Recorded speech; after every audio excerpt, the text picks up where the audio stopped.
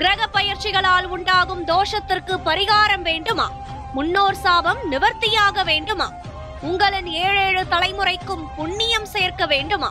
நீங்கள் செய்ய வேண்டியது அன்னதானம் மட்டுமே. கடந்த 4 ஆண்டுகளாக தினமும் மதுரையில் 300 வறியோரின் வயிற்று பசியை ஆற்றி வருகிறது மதுரையின் அட்சய பாத்திரம் ட்ரஸ்ட். நீங்களும் உதவ அன்பு வேண்டுகோள்.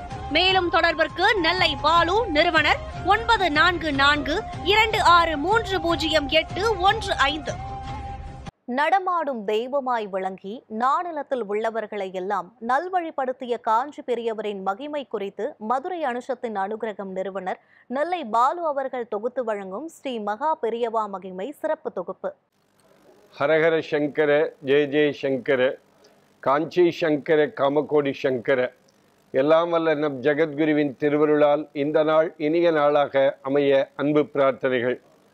மகா பெரியவா என்கிற பேர் அமுதத்தை பற்றி தினந்தோறும் ஒரு செய்தியை நாம் அனுபவித்து வருகிறோம்.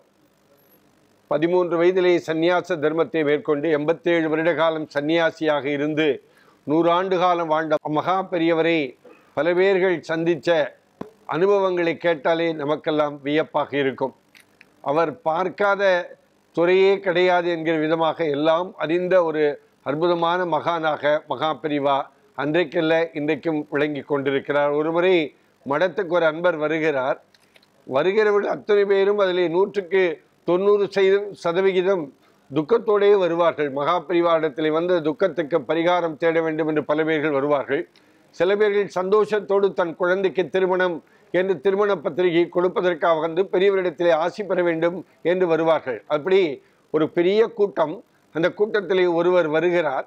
வந்து கொண்டே இருக்கிற பொழுது கொஞ்சம் தூரத்தில் கண்களில் நீர் மல்க இருந்தவர் மகா பெரியவரை பக்கத்தில் பார்த்த மாத்திரத்தில் இவரும் ஓ என்று அழ ஆரம்பித்து விடுகிறார். என்ன செய்தி என்று கேட்டவுடனே, பெரியவா, என்னுடைய 2 சிறுநீரகமும் செயலிழந்து விட்டது, பார்க்காத மருத்துவர்கள் இல்லை, என்ன செய்வதென்றே புரியவில்லை பெரியவா என்று சொல்கிறார்கள். அப்பொழுது உடனே பெரியவா அவர் சொல்கிறார், எனக்கு ஒன்றுமே புரியவில்லை பெரியவா, அதனாலே தான் நான் உங்களிடத்தில் வந்திருக்கிறேன் என்று சொன்ன உடனே பெரியவா சிரித்து கொண்டே சொன்னாராம், அவளுக்கு கஷ்டம் வந்தாதான் நல்லதெல்லாம் நினைப்பு வரும் போல இருக்கு அப்படின்னு சொல்லிவிட்டு பெரியவா இடத்திலே சொல்கிறார், நீங்கள் போன ஜென்மத்தில் உங்களுடைய மூதாதையர்கள் நிறைய தர்மங்களை செய்தார்கள், தான தர்மங்கள் செய்தார்கள். உங்கள் மூதாதையர்கள் செய்த தர்மத்தை எல்லாம் நீங்கள் விட்டுவிட்டீர்கள். அவர்கள் செய்த நல்ல காரியங்கள் எல்லாம் முட்டாள்தனமான காரியங்கள் என்று நீங்கள் நினைத்து கொண்டு விட்டீர்கள். முதனாலே தான் இன்றைக்கு இது மாதிரி நோய்கள் எல்லாம் வருகிறது என்று பெரியவா சொல்லிவிட்டு உடனடியாக, பெரியவா, வேறு வழி இல்லை, நீங்கள் தான் உலகத்தினுடைய மருத்துவர், நீங்கள் தான் இதற்கு வழிகாட்ட வேண்டும், பரவாயில்லை, நான் இந்த துக்கத்தை ஏற்றுக்கொள்கிறேன் என்பதாக நினைத்து கொண்டு பெரியவா திருவடிகளை விழுந்து வணங்கிய உடனே பெரியவா எப்பொழுதுமே ஒரு தீர்வு சொல்லுவார்.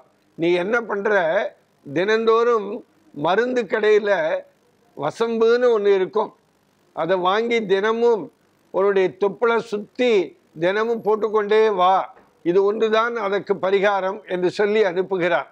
உடனே வந்தவர் அங்கே கிளம்பி போய் பெரியவாளை நமஸ்கரித்து விட்டு போன பிற்பாடு தன் வீட்டிற்கு போய் தினந்தோறும் இந்த வசம்பை நல்ல சந்தன கட்டி இருக்கிறது அல்லவா, அதை உரைக்கிற இடத்துல உரைத்து அதில் தினந்தோறும் தொப்பளை சுற்றி போடுகிறார்.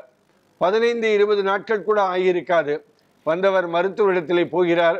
மருத்துவர் சொல்கிறார், உங்களுக்கு சிறுநீரகத்திற்கான நோய் ஒன்றுமே இல்லாமல் போய்விட்டது என்று சொன்னவுடனே அந்த வந்தவர், நோயோடு வந்தவர் மறுபடியும் சந்தோஷத்தோடு மகா பெரியவரிடத்திலே வந்து, இது மாதிரி பெரியவா, நீங்கள் சொன்ன அந்த வைத்தியத்தை வசம்பை தடவி என்னுடைய தொப்பலை சுற்றி போட்டேன், அது நோயே இல்லாமல் போய்விட்டது என்று சொன்ன உடனே பெரியவா சந்தோஷத்தோடு அவருக்கு அவர் ஆசி உரை வழங்கினார்.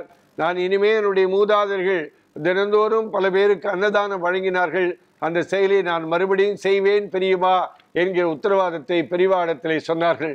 இது பெரியவா அது சொன்னது வசம்பு வைத்தியமா அல்லது சம்பு வைத்தியமா என்று தெரியவில்லை. சம்பு என்றால் சர்வேஸ்வரன், அந்த சம்பு வைத்தியமா வசம்பு வைத்தியமா என்கிற விதமாக ஒரு சர்வேஸ்வர வைத்தியமாகத்தான் இதை எடுத்துக்கொள்ள முடியும். ஹரஹர சங்கர, ஜெய ஜெய சங்கர, காஞ்சி சங்கர, காமகோடி சங்கர. எல்லாம் வல்ல நம் ஜெகத்குருவின் திருவருளால் இந்த நாள் இனிய நாளாக அமைய அன்பு பிரார்த்தனைகள். ராம் ராம். ஓம் ஸ்ரீ மகா பெரிவா திருவடிகளே சரணம்.